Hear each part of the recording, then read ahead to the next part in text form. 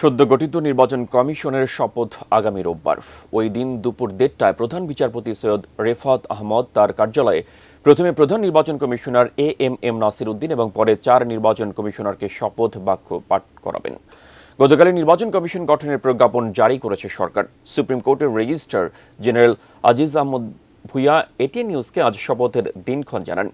নির্বাচন কমিশনাররা হলেন অবসরপ্রাপ্ত অতিরিক্ত সচিব আনোয়ারুল ইসলাম সরকার, অবসরপ্রাপ্ত জেলা ও দায়রা জজ আব্দুর রহমান এল মাসুদ, অবসরপ্রাপ্ত যুগ্ম সচিব বেগম তহমিদা আহমদ এবং অবসরপ্রাপ্ত ব্রিগেডিয়ার জেনারেল আবুল ফজল মোহাম্মদ সানাউল্লাহ।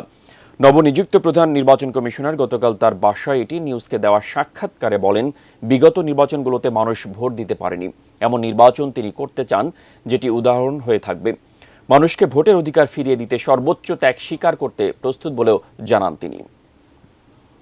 নিত্য নতুন চ্যালেঞ্জ আসবে এবং আমরা যত সময় যাবে এই চ্যালেঞ্জ মোকাবেলা করে আমাকে আগাতে হবে। সব রাজনৈতিক দল যারা ইলেকশন করতে চায় সবাই এক বাক্যে বলছে আমরা একটা ফ্রি ফেয়ার ইলেকশন চাই।